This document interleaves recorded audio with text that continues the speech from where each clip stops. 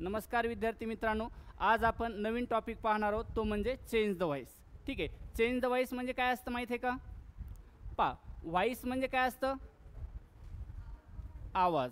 पण आवाज पण आहे, पण त्याचा अर्थ असतो बोलण्याची पद्धत. दोन पद्धत असतात बोलण्याच्या. एक तर तुम्ही ॲक्टिव्ह व्हॉइसमध्ये बोलू शकता किंवा पॅसिव्ह व्हॉइसमध्ये बोलू शकता. ठीक आहे, आता मी असं म्हणलेलं आहे, तो क्रिकेट खेळतो.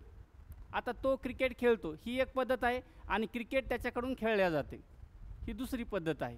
तर म्हणजे काय असतं, व्हॉइसमध्ये आपण काय शिकत असतो? व्हॉइस म्हणजेच काय, तुम्ही सांगितलं ते पण बरोबर आहे, व्हॉइस म्हणजे आवाज आहे, पण याचा अर्थ काय? बोलण्याची पद्धत. बोलण्याची पद्धत.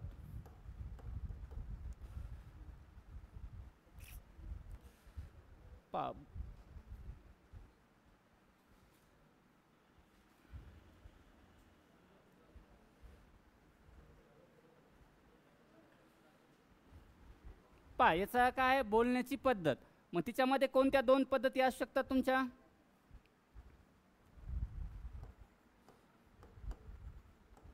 ठीक आहे, मी एक उदाहरण गेले, तो क्रिकेट खेळतो. तो क्रिकेट खेळतो. ठीक आहे, आपण सुरुवातीला मराठीत हे करू.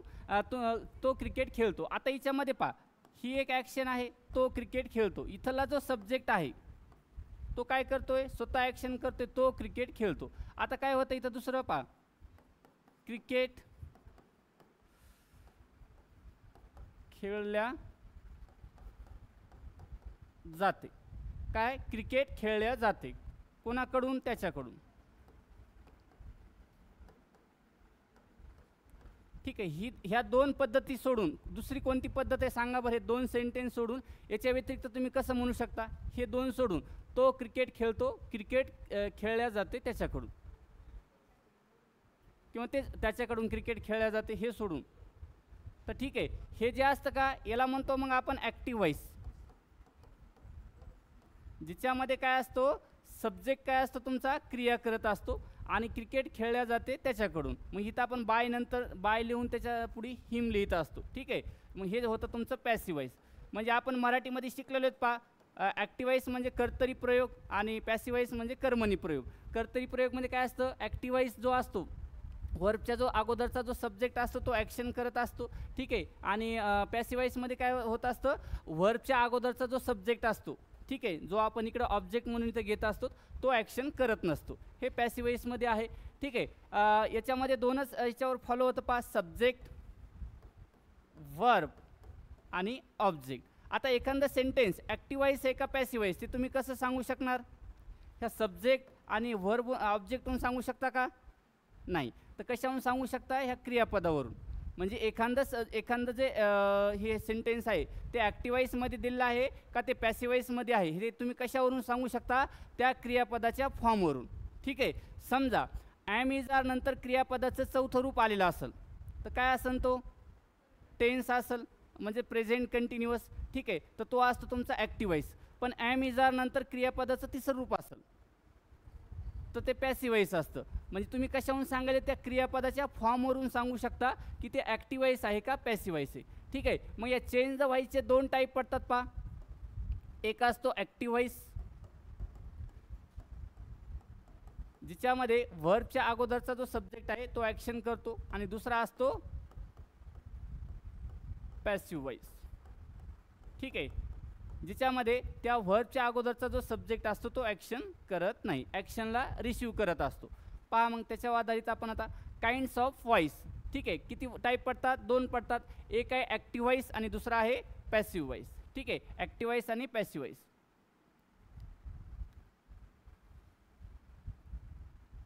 ॲक्टिव्ह व्हॉइस म्हणजे काय? If subject of the verb does and actions in, हे ॲक्शनचं यस काढतो कारण इथं ॲन आलेलं आहे. ठीक आहे, does and action in this case the verb is in active. म्हणजे कसं समजायचं? जर ह्या व्हर्बच्या अगोदरचा ह्या व्हर्बच्या अगोदरचा जर सब्जेक्ट ॲक्शन करत असेल, ठीक आहे, एखादी क्रिया करत असेल, तर काय समजायचं अशा वेळेस? इन दिस केस म्हणजे काय? अशा वेळेस ते जे व्हर्ब आहे ते कशामध्ये दिलेलं आहे? ॲक्टिव्ह व्हॉइसमध्ये. कधी समजा नुसत्या सब्जेक्टवरून किंवा ऑब्जेक्टवरून तुम्ही ॲक्टिव्ह व्हॉइस पॅसिव्ह व्हॉइस सांगू शकत नाही, तर त्या क्रियापदाच्या फॉर्मवरून सांगू शकता की ते ॲक्टिव्ह व्हॉइस आहे का पॅसिव्ह व्हॉइस आहे. ठीक आहे, कधी पहा जर त्या व्हर्बच्या अगोदरचा सब्जेक्ट एखादी ॲक्शन करत असेल तर समजायचं ते जे व्हर्ब आहे ते कशामध्ये दिले ॲक्टिव्ह वॉइसमध्ये दिले.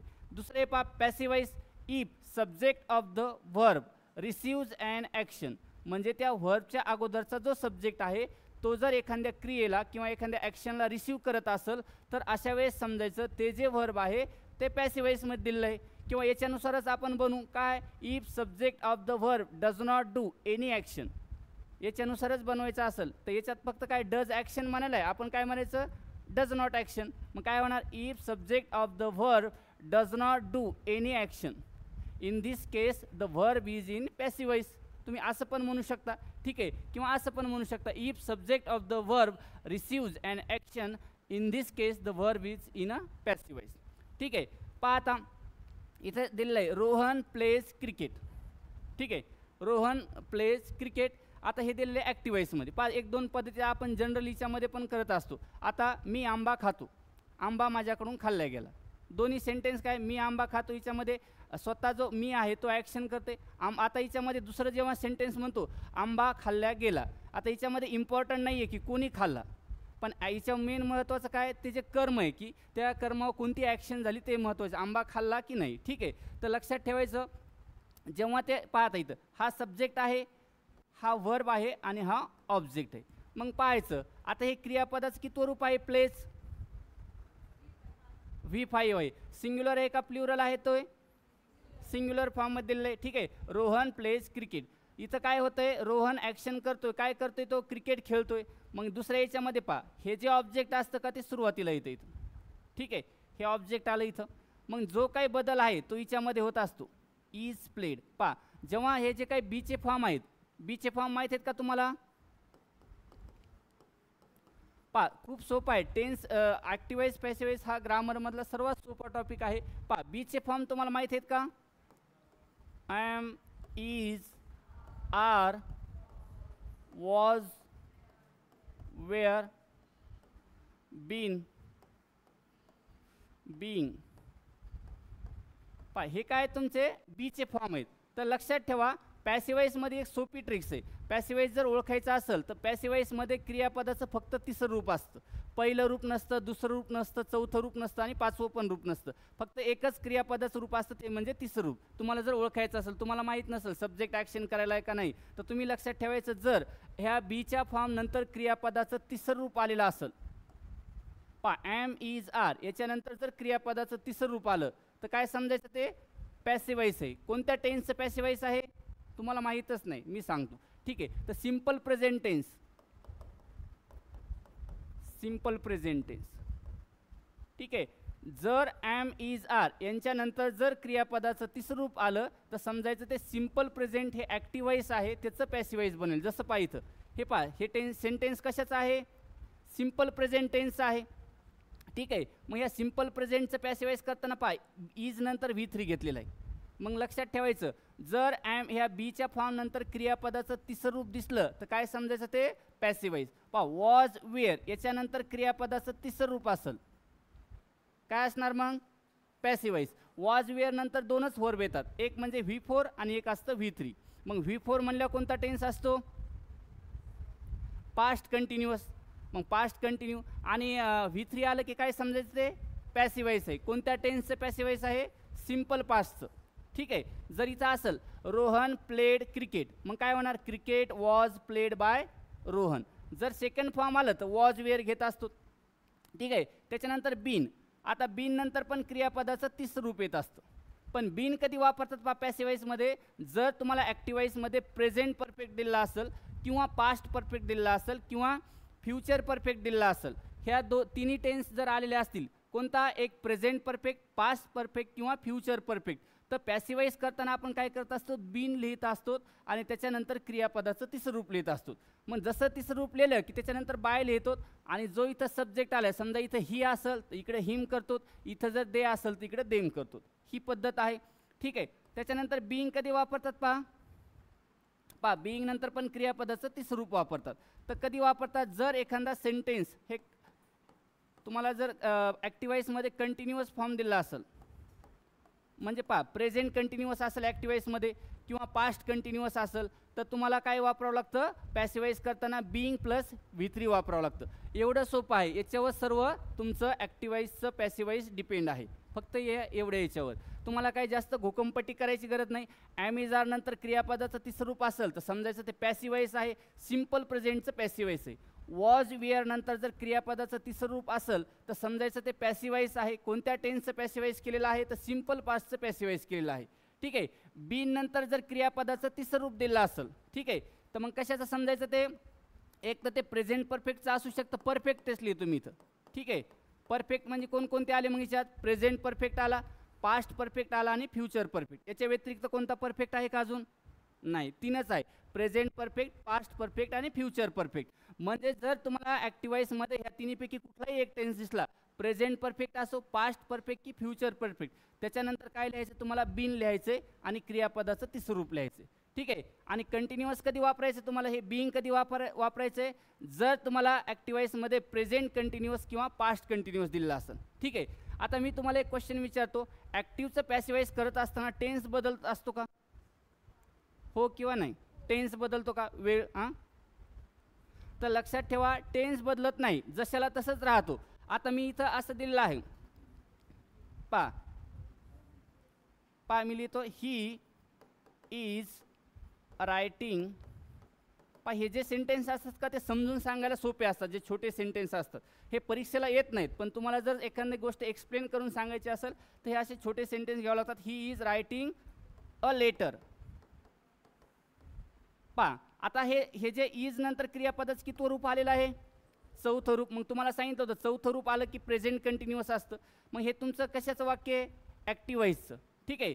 तर मग आता हे ऑब्जेक्ट आहे, हा सब्जेक्ट, हा हेल्पिंग वर्ब, हा मेन वर्ब. मेन वर्बमध्ये कितवं रूप आहे क्रियापदाचं, चौथं रूप आहे.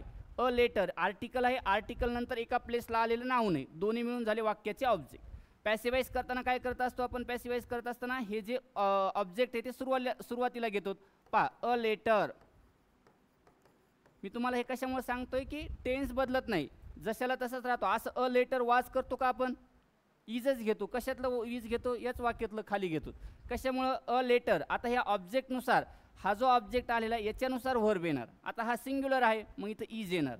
आपण वाच घेतलं का, नाही. म्हणजे टेन्स चेंज होतं का, मग ॲक्टिव्हचं पॅसिवाईज करत असताना टेन्स तोच राहतो, फक्त बोलण्याची पद्धत बदलती. ठीक आहे. ॲक्टिवाईजमध्ये काय असतो, सब्जेक्ट क्रिया करतो आणि ऑब्जेक्ट, पॅसिवाईजमध्ये काय असतो, ऑब्जेक्ट क्रिया करत नसतो, ऑब्जेक्ट ॲक्शनला रिसीव्ह करत असतो. ठीक आहे. मग याचं पॅसिवाईज कसं होईल, a letter is being. Being नंतर क्रियापदा तिसरं रूप वापरतो. आता सांगितलं तुम्हाला की कंटिन्युअस असेल, मग प्रेझेंट कंटिन्यू असो की पास्ट कंटिन्यू, त्याच्यानंतर आपण बीइंग लिहितो आणि क्रियापदाचं तिसरं रूप लिहितो. हे इज कुठून घेतलेलं आहे, ॲक्टिवाईजमधूनच घेतलं आहे. आपण काही एक्स्ट्रा लिहिले का पॅसिवाईजमध्ये, ॲक्टिवाईजमधलंच इज घेतलं आहे आपण. समजा इथं जर ऑब्जेक्ट इथलं हे जो आहे इथं प्ल्युरल असतं तर आर घेतलं असतं. मग ॲमिज आर तर ते एकाच हिच्यातले आहेत, फक्त इज सिंग्युलर आहे, आर प्ल्युरल आहे. ठीक आहे. टेन्स चेंज होत नाही. इज नंतर बीइंग लिहिलं आणि बीइंग नंतर क्रियापदाचं तिसरं रूप. जसं क्रियापदाचं तिसरं रूप लिहिलं की त्याच्यानंतर बाय लिहायचं. ठीक आहे. मग या हिचं काय करायचं, या साईडला हिम करायचं. मग ह्याचं कशामुळं हिम करत असताना सांगा बरं, बाय नंतर ही का लिहित नसतील, जो कोणी सांगेन त्याला माझ्यातर्फे चॉकलेट राहील. ठीक आहे. ऑनलाईनवाल्यांना नाही पण ऑफलाईनवाल्यांना सांगा. हां ठीक आहे. वैष्णवी जावळेने जिंकलेले चॉकलेट. तिनं बरोबर सांगितलेलं आहे की बाय नंतर ही काऊन येत नाही, कारण बाय हे प्रीपोजिशन आहे. मग तुम्हाला मी बेसिकचं सेकंड लेक्चर होतं तिच्यात सांगितलं होतं प्रीपोजिशन नंतर नेहमी ऑब्जेक्टिव्ह केस येते आणि सांगितलं होतं सब्जेक्टिव्ह केस येत नाही. तर का, कारण बाय हे प्रीपोजिशन आहे, मग बाय नंतर ही येणार का, नाही, म्हणून आपण हिम करतो तिथं, असं लक्षात ठेवा. ठीक आहे. हिचं इकडं जशाला तसं ही होत नाही, कारण हे बाय हे प्रीपोजिशन आहे आणि प्रीपोजिशन नंतर कधीच सब्जेक्टिव्ह केस यूज करत नसतात. कोणती केस यूज करतात, ऑब्जेक्टिव्ह केस किंवाच ऑब्जेक्ट. ते लांबलचक जर वाटत असेल सब्जेक्टिव्ह केस ऑब्जेक्टिव्ह केस तर डायरेक्ट सब्जेक्ट ऑब्जेक्ट लक्षात ठेवा. ठीक आहे. त्याच्यानंतर आहे आता बीचे form, am is are was were been being. ठीक आहे. Structure of for changing active voice to passive voice. तेच आता आपण थोड्या वेळापूर्वी सांगितलं. हे ॲक्टिवाईजचं आहे. ऑब्जेक्ट सुरुवातीला घ्यायचं, सब्जेक्ट गुणाकाराचं चिन्ह तयार व्हायला मल्टिप्लिकेशन सब्जेक्ट, जो इकडे जातो ऑब्जेक्ट सुरुवातीला येतो. खरा जो चेंज आहे तो इथं होतो. ठीक आहे, बी प्लस व्ही थ्री. तुम्हाला समजा थोड्या वेळासाठी असं समजा हे दिलेलंच नाही. आता सांगू शकता का ॲक्टिव्ह आहे का पॅसिव्ह आहे? Subject object object by subject. कधी कधी बाय सेंटेन्समध्ये देत पण नाहीत. मग तुम्हाला कशाहून ओळखायचं असतं एखादं सेंटेन्स ॲक्टिव्ह आहे का पॅसिव्ह आहे? तर त्या क्रियापदाच्या फॉर्मवरून, व्हर्बच्या फॉर्मवरून ओळखायचं असतं. ठीक आहे, तुम्हाला असं वाटतं ना आम्ही काय करतो अगोदर असं पाहतो सब्जेक्ट ॲक्शन करायला आहे का, सब्जेक्ट एखाद्या ॲक्शनला रिसीव्ह करायचं का. पण परीक्षेत असं काही आठवत नाही किंवा एखादं सेंटेन्स थोडं लेंदी आलं तर लक्षात येत नाही ॲक्शन करायला आहे का ॲक्शनला रिसीव्ह करायला आहे. तर मग कशावरून ओळखायचं? तर त्या क्रियापदाच्या फॉर्मवरून पाहायचं बीच्या फॉर्म नंतर क्रियापदाचं तिसरं रूप आहे का याच्या व्यतिरिक्त आहे. ठीक आहे, तर याच्यावरून तुम्ही ॲक्टिव्हचं पॅसिव्ह वॉइस ओळखू शकता.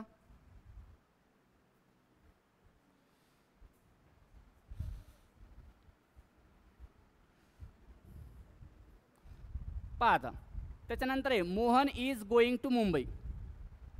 आता काय, मोहन मुंबईला जातो. तर लक्षात ठेवा इन ट्रान्झिटिव्ह जे असतं, इन ट्रान्झिटिव्हचं जे सेंटेन्स असतं इन ट्रान्झिटिव्हचं पॅसिव्हाइज होत नाही. मग तुम्हाला मी बेसिकच्या फर्स्ट लेक्चरमध्ये किंवा सेकंड लेक्चरमध्ये सांगितलं होतं ट्रान्झिटिव्ह व्हर्ब आणि इन ट्रान्झिटिव्ह व्हर्ब. काय असतं सांगा बरं ट्रान्झिटिव्ह आणि इन ट्रान्झिटिव्ह? पहा ट्रान्झिटिव्ह व्हर्ब म्हणजे काय असतं, मेन व्हर्ब नंतर ऑब्जेक्ट दिलेला असतो. ट्रान्झिटिव्ह वर्ब म्हणजे काय असतात, मेन वर्ब नंतर ऑब्जेक्ट दिलेला असतो. आणि इन ट्रान्झिटिव्ह वर्ब म्हणजे काय, मेन वर्ब नंतर तुम्हाला ऑब्जेक्ट दिलेला नसतो. ठीक आहे, मग ओळखायचं कसं? जर का तुम्हाला मेन वर्ब नंतर प्रीपोजिशनचा यूज झालेला असेल, ठीक आहे, मग तुम्हाला प्रीपोजिशन लिहून दिले ते in, on, at, between, among, for, with, after हे लिहून दिले होते तुम्हाला. ठीक आहे, जर का मेन वर्ब नंतर तुम्हाला डायरेक्ट प्रीपोजिशनचा यूज झालेला दिसत असेल तर अशा वेळेस समजून जायचं ते वाक्य इन ट्रान्झिटिव्हचं आहे. म्हणजेच हे पहा, हे तुमचं मेन वर्ब आहे, हे हेल्पिंग वर्ब आहे, हा सब्जेक्ट आहे. पहा मेन वर्ब नंतर काय आले तुम्हाला डायरेक्ट प्रीपोजिशन आले. मग काहीच लक्ष द्यायचं नाही, डायरेक्ट हे कशाचं सेंटेन्स आहे, इन ट्रान्झिटिव्हचं. तर लक्षात ठेवा इन ट्रान्झिटिव्ह सेंटेन्सचं पॅसिव्हाइज कधीच बनत नाही. ठीक आहे, इन ट्रान्झिटिव्ह हे पहा, हे जे ऑब्जेक्ट आहे हे ऑब्जेक्ट कोणाचं आहे, मुंबई ह्या प्रीपोजिशनचं ऑब्जेक्ट आहे, न की ह्या व्हर्बचं.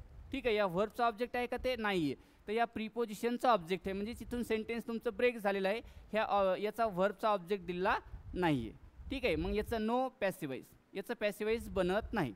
दुसरे पहा खाली दिले note, we can not make passive voice of intransitive verb. ठीक आहे, आता खालचं याचं कसं होणार सांगा, रोहन एट ॲपल. पहा आता याच्यामध्ये कोण ॲक्शन करते, रोहन एट ॲपल. मग पॅसिव्हाइजमध्ये काय होतं, हे हा सब्जेक्ट हा क्रियापदाचं दुसरं रूप आहे, हे तुमचं ऑब्जेक्ट आहे. मग सुरुवातीला काय होणार, ॲपल. आता हे सिंग्युलर आहे, मग याच्यानुसार काय येणार, वॉज किंवा वेअर. तर वॉज येणार का, तर वॉज सिंग्युलर आहे. मग काय होणार याच्यानंतर क्रियापदाचं तिसरं रूप वापरायचं, कारण वॉज हे तुमचं बीचं फॉर्म आहे. बीचे फॉर्म कोणकोणते आहेत, am, is, are, was, were, been आणि बीइंग. ठीक आहे, पूर्ण पॅसिव्हाइज या बीच्या फॉर्मवरच अवलंबून आहे. ठीक आहे, ॲपल वॉज काय होईल, इटचं थर्ड फॉर्म इटन. जसं थर्ड फॉर्म लिहिलं की त्याच्यानंतर बाय लिहायचं. मग रोहनचं रोहनच ठेवायचं, रोहनचं मोहन करायचं का नाही, रोहनला रोहनच ठेवा.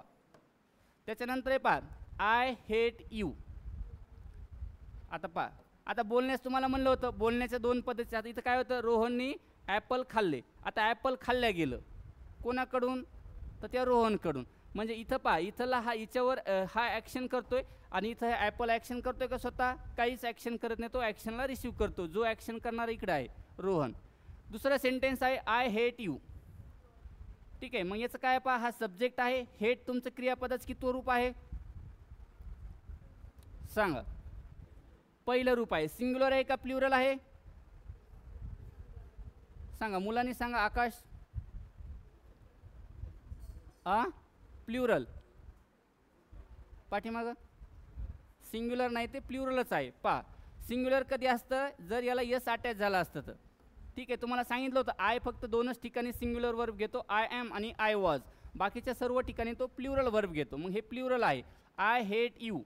मग हे ऑब्जेक्ट सुरुवातीला घ्या यू. आता हा टेन्स कोणता आहे, प्रेझेंट आहे. मग काय करतो आपण प्रेझेंटमध्ये, ॲम, इज, आर. त्याच्यानंतर क्रियापदाचं तिसरं रूप लिहितो. यूनुसार काय येणार आहे, आर. मग आता तिसरं रूप लिहा हेटचं, हेटेड. जसं तिसरं रूप लिहिलं की त्याच्यानंतर लगेच बायचा यूज करायचा. आणि या आयचं काय करायचं, मग इकडं कशामुळं मी करायलो, कारण प्रीपोजिशन नंतर ऑब्जेक्ट येत असतो. ठीक आहे. पहा आता त्याच्यानंतर आहे Sagar is going to Pune. Vaishnavi Gaikwad सांगतील, सांगा बरं. काय तुम्ही सांगा. Samruddhi Gaikwad. Sagar is going to Pune. होत नाही. इकडं पहा आता याच्यामध्ये पहा, हा सब्जेक्ट सागर आहे. सागर त्या सब्जेक्ट आहे. इज हेल्पिंग वर्ब आहे. गोईंग काय तुमचं मेन वर्ब आहे. मग तुम्हाला सांगितलं होतं मेन वर्ब नंतर का डायरेक्ट प्रीपोजिशन दिसल तर समजायचं ते इन ट्रान्झिटिव्ह आहे. इन ट्रान्झिटिव्हचा आपण पॅसिवाईज बनवतं का नाही. नाही तुम्हाला वाटतं पुणेला सुरुवातीला घ्या, नाही होत तसं सेंटेन्स. ठीक आहे. याचं नो पॅसिवाईज. ठीक आहे. पहा सी टॉक्स लाऊडली. ती जोराने बोलते. कोण करे सांगा. पहा आता हा सब्जेक्ट, हे टॉक्स काय तुमचं वर्ब आहे. कितवं रूप आहे क्रियापदाचं, 5वं रूप आहे. V1 जे असतं का ते नेहमी प्लुरल असतं. ठीक आहे. V5 म्हणलं की सिंग्युलर. आपण मेन वर्बला यस अटॅच झालेलं असतं. लाऊडली हे काय सांगा बरं, ॲडवर्ब आहे. तर तुम्हाला सांगितलं होतं जर एखाद्या ॲडजेक्टिव्हला LY प्रत्यय अटॅच झालं, LY हे सफिक्स अटॅच झालं तर ते असतं ॲडवर्ब. आणि ॲडजेक्टिव्हला जर ठीक आहे, नाऊनला जर LY अटॅच झालं तर ते असतं ॲडजेक्टिव्ह. ठीक आहे. पहा त्याच्यानंतर आहे मग याचं पण पॅसिवाईज होतं का नाही, कारण वाक्यात ऑब्जेक्ट दिलेलं नाही. लक्षात ठेवा ॲडजेक्टिव्ह आणि ॲडवर्ब हे कधीच त्या वाक्याचे ऑब्जेक्ट नसतात. तर नो पॅसिवाईज. त्याच्यानंतर the food smells awful. Awful म्हणजे काय, खूप वाईट, अत्यंत वाईट. ठीक आहे. सांगा बरं, होणार नाही. आता हे काय ॲडजेक्टिव्ह आहे का ॲडवर्ब आहे, ॲडजेक्टिव्ह आहे. कोणाबद्दल माहिती देतं आहे, ह्या फूडबद्दल. मग हे काय तुमचं ॲडजेक्टिव्ह आहे. मग याचं पण पॅसिवाईज होतं का नाही होत. ठीक आहे. पहा we can not make passivise of linking verb. आता पहा हे लिंकिंग वर्ब हे जर मेन वर्ब म्हणून आलेले असतील कोणकोणते, बी, बिकम. बी म्हणजे कोणतं हे पहा, ॲम इज आर. नाही तर बी म्हणजे नुसतं बी समजतात, बी ॲम इज आर. हे जर मेन वर्ब म्हणून आलेलं असेल तर याचं पॅसिवाईज होत नाही. कसं ते मी एक सांगतो एक्झाम्पल. पहा ही इज अ डॉक्टर. आता पहा इज इथं मेन वर्ब म्हणून आलेलं आहे, याचं पॅसिवाईज होतं का मग, अ डॉक्टर इज नाही, कारण तो एकच व्यक्ती आहे. कशामुळं पहा ही इज अ डॉक्टर ह्या एक व्यक्तीबद्दल बोलत आहेत. पॅसिवाईज करायचं असेल तर 2 व्यक्ती लागतील किंवा एखादा ऑब्जेक्ट लागेल. तर हे लिंकिंग वर्ब म्हणजे काय, हे बीचं फॉर्म जर हे मेन वर्ब म्हणून आलेलं असेल तर याचं पॅसिवाईज होतं का नाही. त्याच्यानंतर मिळलं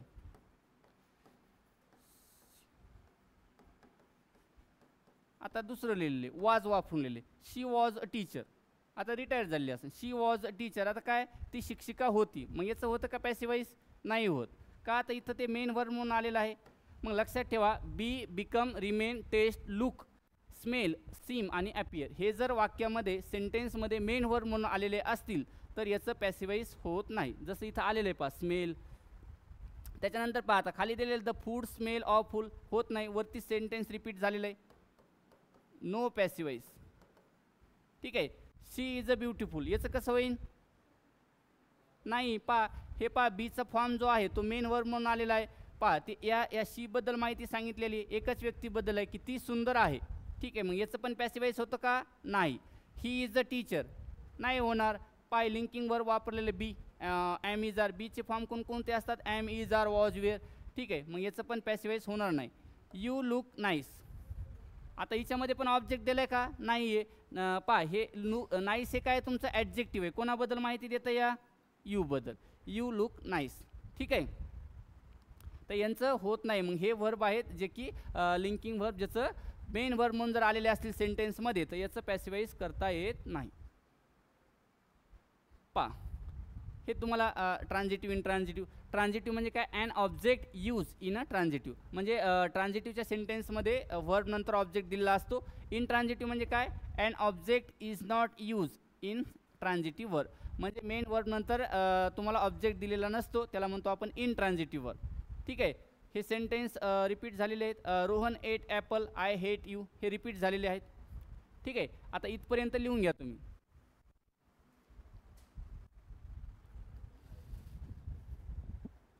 दोन मिनिट.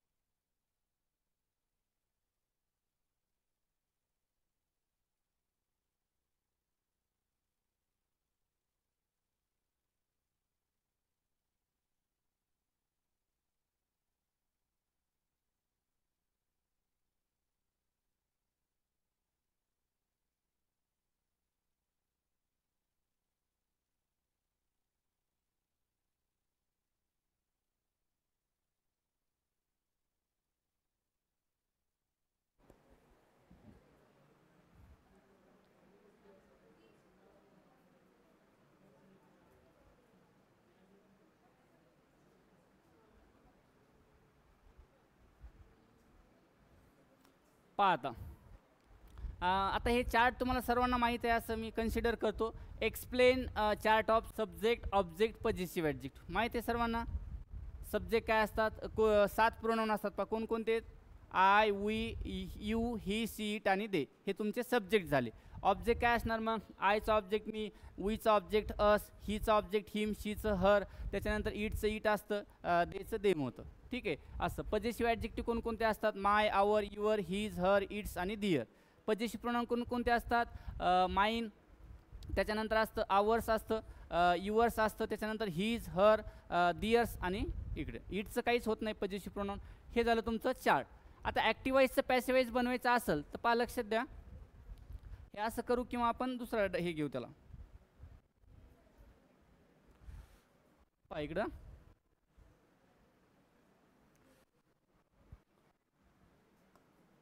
ॲक्टिवाईज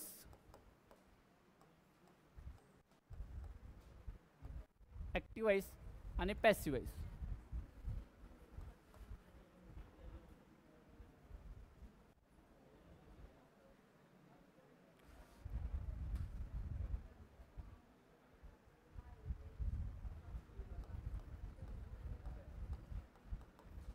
पहा ॲक्टिवाईज आणि पॅसिवाईज.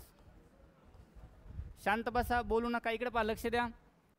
पहा एक आहे subject plus V1 plus V5 plus object. आता तुम्ही मला सांगा हा टेन्स कोणता आहे? कोणता टेन्स आहे? Simple present tense. ठीक आहे.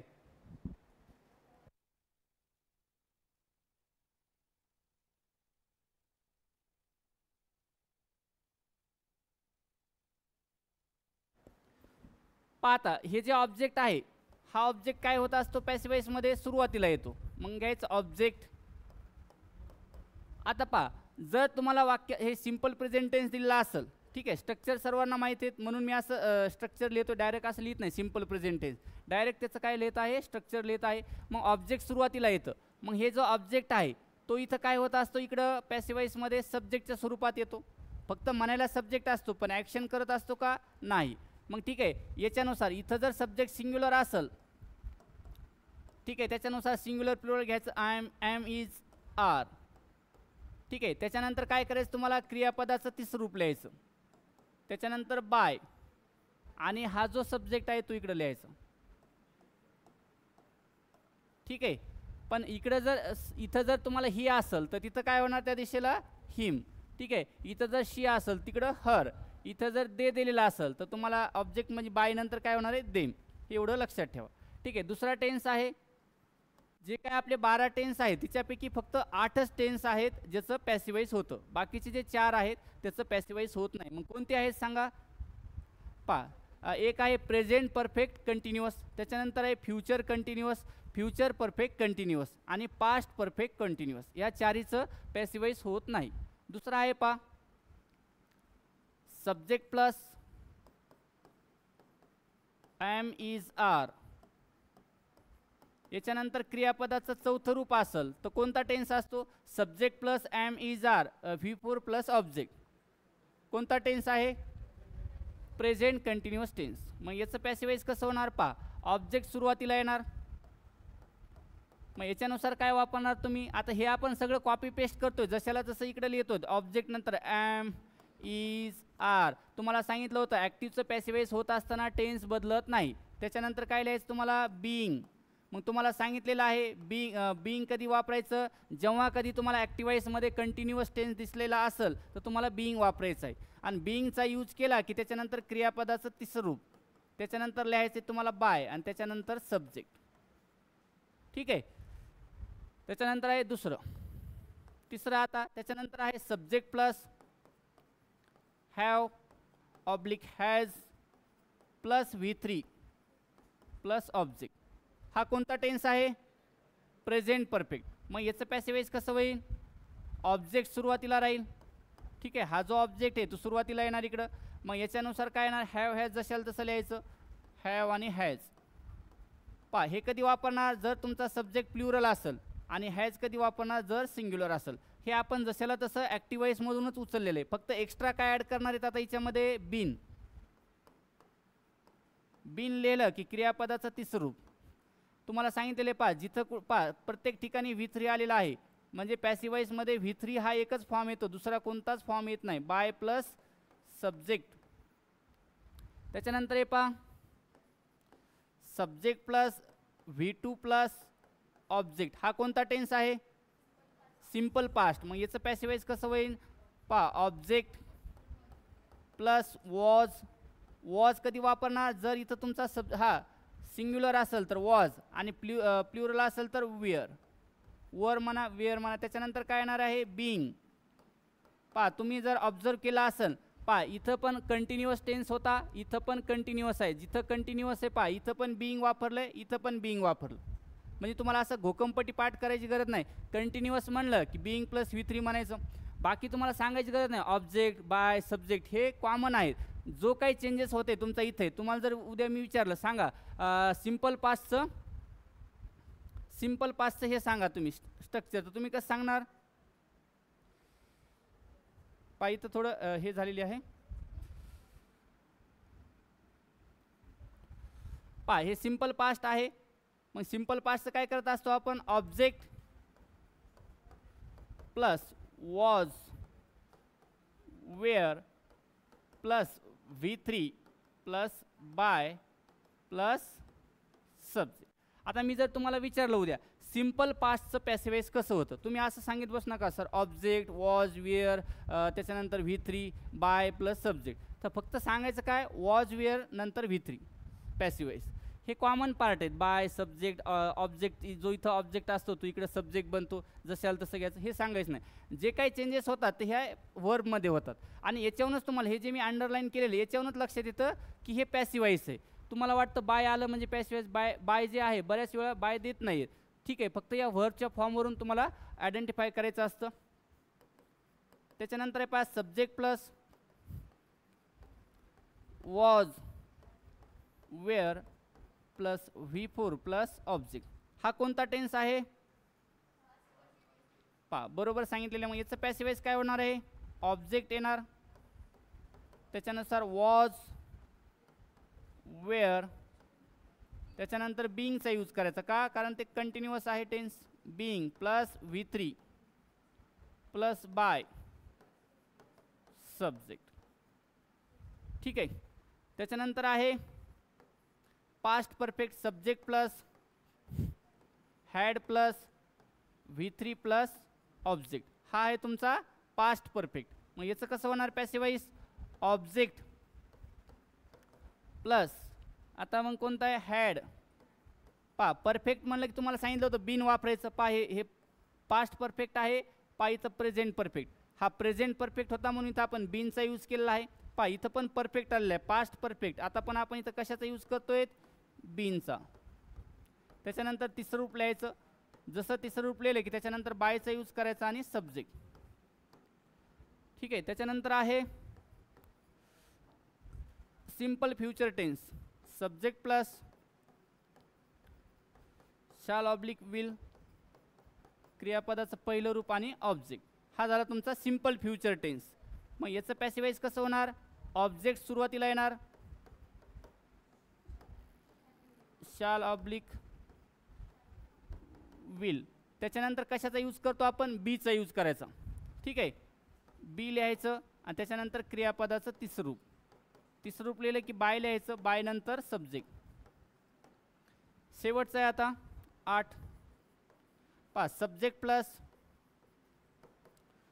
Shall have oblique will have,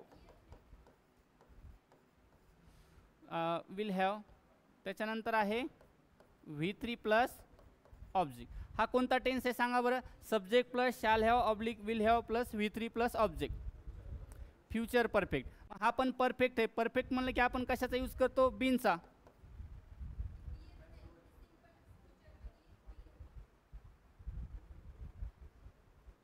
कुठं म्हणताय? हो ना, मग बी लिहिलं. बी, बीइंग नाही लिहिलं, नुसतं बी लिहिलं आहे. ठीक आहे. नाही, बीइंग वेगळं आहे. हे वेगळं, बीइंग वेगळं, हे वापरतात कंटिन्युअसमध्ये. आणि हे जे बी आहे, हे जे बी नंतर जे V3 वापरतात का, तर लक्षात ठेवा हे बी कधी वापरतात? जर तुम्हाला वाक्यामध्ये ॲक्टिव्ह वॉइसमध्ये सिंपल फ्युचर टेन्स दिला असेल किंवा एखाद्या मॉडलचा यूज झाला असेल, कॅन, कुड, शॅल, शूड, मे, माईट. ठीक आहे. याचा जर यूज झाला असेल ॲक्टिव्ह वॉइसमध्ये, पॅसिव्ह वॉइस करताना त्याच्यासोबत कॅनच्या सोबत बी लिहायचं, कुडच्या सोबत बी लिहायचं आणि त्याच्यानंतर V3 लिहायचं. हे दोन ठिकाणी यूज करतात. एक म्हणजे सिंपल फ्युचर टेन्स आणि दुसरं म्हणजे मॉडल. हे जर वाक्यामध्ये आलेलं असेल, जसं आता मी लिहिलं आहे इंडिया, इथं लिहितो. आता एक सेंटेन्स लिहिलं आहे, इंडिया मे विन. आता सध्या टेस्ट मॅच सुरू आहेत. India may win the test match. आता एक असं आपण एक पॉसिबिलिटी व्यक्त केली की भारत हा जो टेस्ट मॅच आहे तो जिंकेल. जिंकलेला आहे का? नाही आहे. तर जेव्हा मे वापरतो का तेव्हा थोडी 50%च असते पॉसिबिलिटी. माईट वापरलं तर म्हणजे काहीच नसते, मग पॉसिबिलिटी थोडीफारच असते. आता हे इंडिया हे सब्जेक्ट आहे. तुमचं ऑब्जेक्ट कोणता आहे? हा ऑब्जेक्ट. हे सुरुवातीला घ्यायचं, the test match. The test match. May जशाला तसं लिहायचं, मेचं माईट करायचं नाही. मे.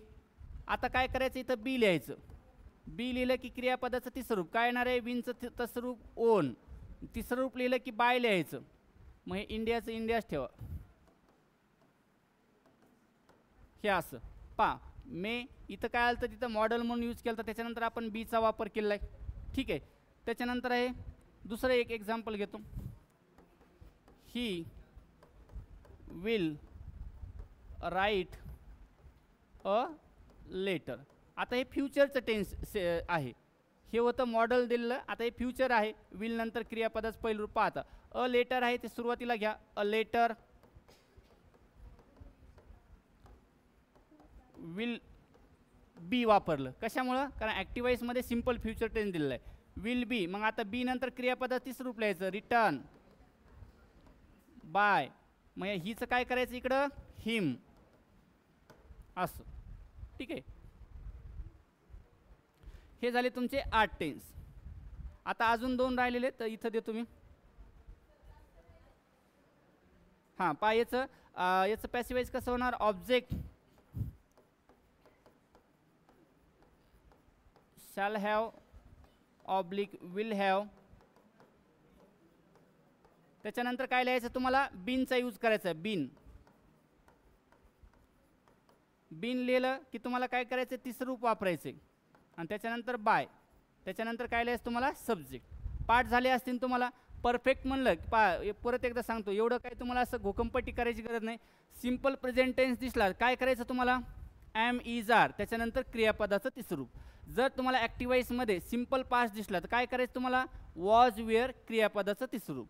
तुम्हाला जर प्रेझेंट परफेक्ट असेल, परफेक्ट असले काय करतो आपण, बीनचा यूज करतो. मग तो प्रेझेंट परफेक्ट असो की पास्ट परफेक्ट, ठीक आहे. प्रेझेंट असेल तर have been oblique has been, त्याच्यानंतर क्रियापदाचं तिसरं रूप. पास्ट परफेक्ट असल्यास काय असणार, एकच असतं पास्ट परफेक्टमध्ये, had been plus V3 passive voice. त्याच्यानंतर फ्युचर परफेक्ट असेल shall have oblique will have, त्याच्यानंतर बीन लिहायचं, त्याच्यानंतर V3 झालं पॅसिव्ह वॉइस. असं पाठ करू ना, तुम्हाला असं पाठ करून कन्फ्यूज होणार. मग बिईंग कधी, बिईंग म्हणलं की प्रेझेंट कंटिन्युअस आणि past continuous, being plus V3. मग कसं सांगायचं, am is are being plus V3 झालं प्रेझेंटचं पॅसिव्ह वॉइस. पास्टचं कसं होणार, was were plus being plus V3 झालं पॅसिव्ह वॉइस. असं तुम्हाला ऑब्जेक्ट सब्जेक्ट पाठ करायला गेलं तर मग कन्फ्यूज होणार, ठीक आहे. तरी तुमच्या याच्यासाठी लक्षात राहू द्या, एकच स्ट्रक्चर लक्षात ठेवायचं याच्यामध्ये, हे असं डोक्यामध्ये लक्षात ठेवायचं, सब्जेक्ट वर. पण पाठ करताना असं ऑब्जेक्ट हे सांगायचं नाही, फक्त लक्षात ठेवताना असं ठेवायचं, हे ऑब्जेक्ट इथं येतं, हे सब्जेक्ट इथं जातं, ठीक आहे. पाठ करायला फक्त तुम्हाला एवढं पाठ करायचं, हे फक्त तुमच्या मनातल्या मनात लक्षात राहायचं. ऑब्जेक्ट इथं येतं, सब्जेक्ट इकडे जातं, पण सांगताना पूर्ण असं सांगायचं नाही, ऑब्जेक्ट हे ते पुढचं, ठीक आहे. त्याच्यानंतर आता तुम्हाला अजून 2 द्यायचे राहिलेत, 8 झाले. आणि मॉडेल जे असतात आलेले,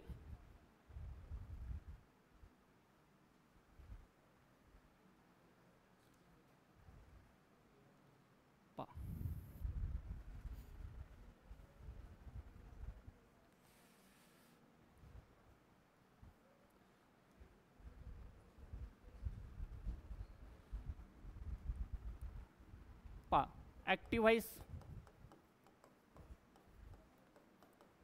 पॅसिव्ह व्हॉइस.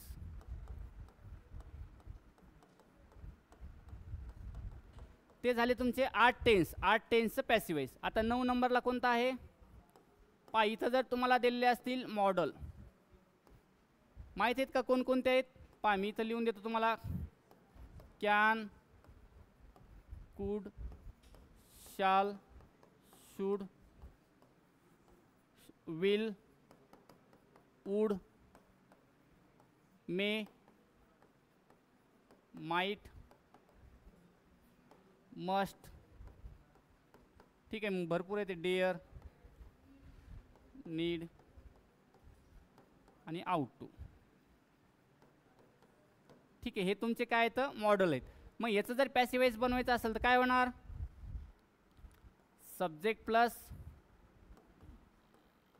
मॉडेल प्लस बी, म्हणजेच त्याच्यानंतर V3, त्याच्यानंतर बाय, ठीक आहे. याला तुम्ही असं ऑब्जेक्ट लक्षात ठेवा, आणि इथं सब्जेक्ट झालं. काय आपण एक्स्ट्रा ॲड काय करत आहे त्याच्यामध्ये, फक्त बी प्लस V3, कारण मॉडेल तर इथलंच घेणार आहे. जसं आपण पाहिलं होतं इंडिया मे विन, मेचं मेच ठेवलं होतं, फक्त आपण एक्स्ट्रा ॲड काय केलं होतं पॅसिव्ह व्हॉइसमध्ये, बी प्लस V3, त्याच्यानंतर बाय लिहिलं होतं, ठीक आहे.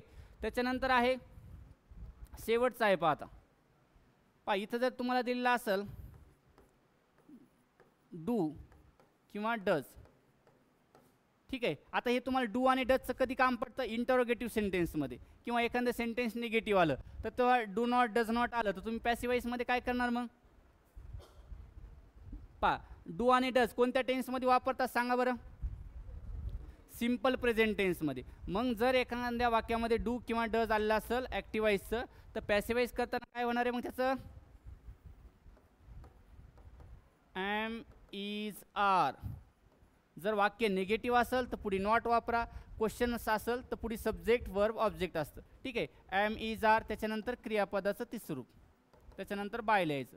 समजा इथं जर डीड आलेला असेल तर काय होईल पॅसिव्ह व्हॉइसमध्ये, was were plus V3 plus by, ठीक आहे. आपण डीड म्हणजे काय करत असतो, सिम्पल पास्ट, आणि डू आणि डज म्हणजे काय असतो, प्रेझेंट टेन्स, ठीक आहे. हा आता आपण इथपर्यंत पाहिलेला आहे. जे काय तुम्हाला हे मी स्ट्रक्चर लिहून दिलं आहे ॲक्टिव्हचं पॅसिव्ह व्हॉइस, ते उद्या पाठ करून या. मी आल्यानंतर तुम्हाला ते सर्व विचारीन, ॲक्टिव्हचं पॅसिव्ह व्हॉइस कसं बनवायचं ते, ठीक आहे. थांबवा आपण इथं, राहिलेला पार्ट आपण उद्याच्या लेक्चरमध्ये कंटिन्यू करू.